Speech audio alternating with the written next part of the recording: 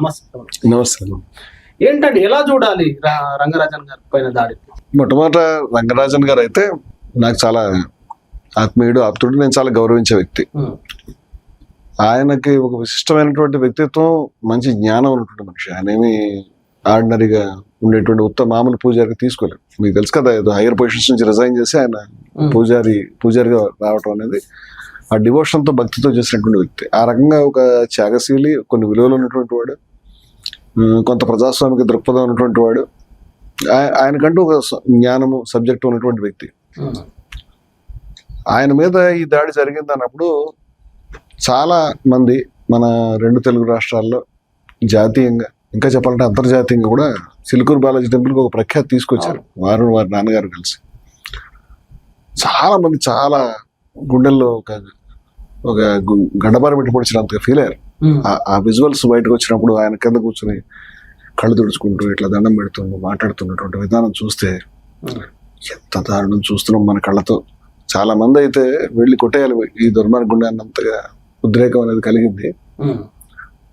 ఇది మా వరకు మాకు ఆయనతో మేము హిందూ ప్లూరలిటీ ఈక్వాలిటీ తరఫున హిందూ సమ్మేళనాన్ని చాలా పెద్ద ఎత్తున జరిపాం.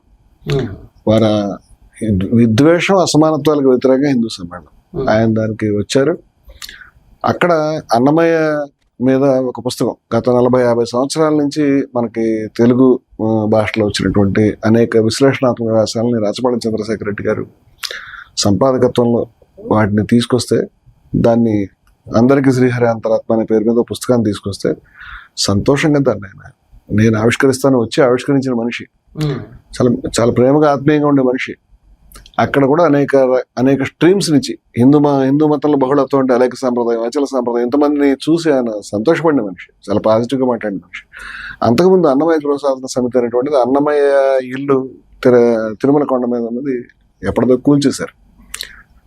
ఆ కూల్చేసిన ఇల్లు విషయం మనకి లేట్గా తెలిసి అన్నమయ్య గృహ సాధన సమితి అనేది ఏర్పాటు చేసినప్పుడు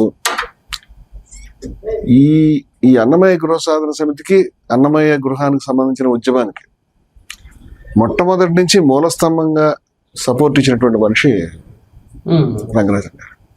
అంటే ఆయన ఆవిర్భావ సమావేశంలో లేడు నాకు తెలుసు, కానీ అన్నమయ్య అనగానే ఆయన ప్రేమ అటువంటిది.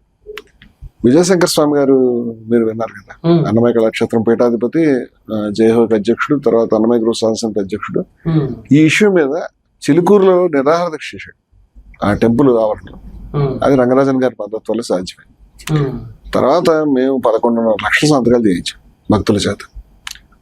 దీంట్లో చాలా 10,000 సంఖ్యలో సంతకాలు మేము చిలుకూరు బాలాజీ టెంపుల్ దగ్గర అన్నమయ్య గృహ సాధన సమితి తరఫున హిందూస్ ఫర్ ప్లూరలిటీ ఈక్వాలిటీ కార్యకర్తలు అక్కడ జయభారత్ తరఫున అక్కడే ఉండిపోయి, ఆ ప్రాంతంలో అక్కడే ఉండి ఆ గుడి ఆవరణలో నిలబడి చేయించడంలో రంగరాజన్ గారు ఇచ్చినటువంటి సహాయం ఎంత పెద్దదంటే, గుడికి ఎవరైనా పెద్దవాళ్ళు వచ్చారు, ఒక ఎంపీ కానీ ఎమ్మెల్యే కానీ ఎవరైనా వస్తే వాళ్ళని ఆయన చేయి పట్టుకుని ఈ శిబిరం దగ్గర తీసుకొచ్చి సంతకం పట్టించి పంపించారు. అన్నమయ్య గృహ సాధన ఉద్యమం జరుగుతుంది చూడండి. అన్నమయ్య మాకు పెద్దవాడు, మాకు ఆప్తుడు, మాకు అనేక రకాలుగా మాకు గురువు అని చెప్తూ చాలా గొప్ప విశేషాలు చెప్పాడు. చాలా ప్రేమగా ఉండేటువంటి వ్యక్తి. అట్లా ఆయన ఈ ఉద్యమాలకు భవిష్యత్తు ఇంకా కూడా అన్నమయ్య ఇల్లు నిర్మాణం కాలేదు.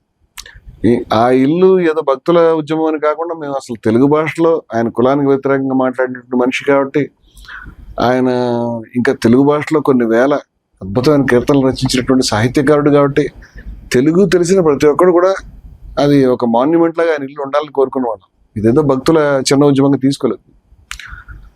దాన్ని అదే స్పిరిట్ లో తీసుకున్న వ్యక్తి రంగరాజన్ గారు.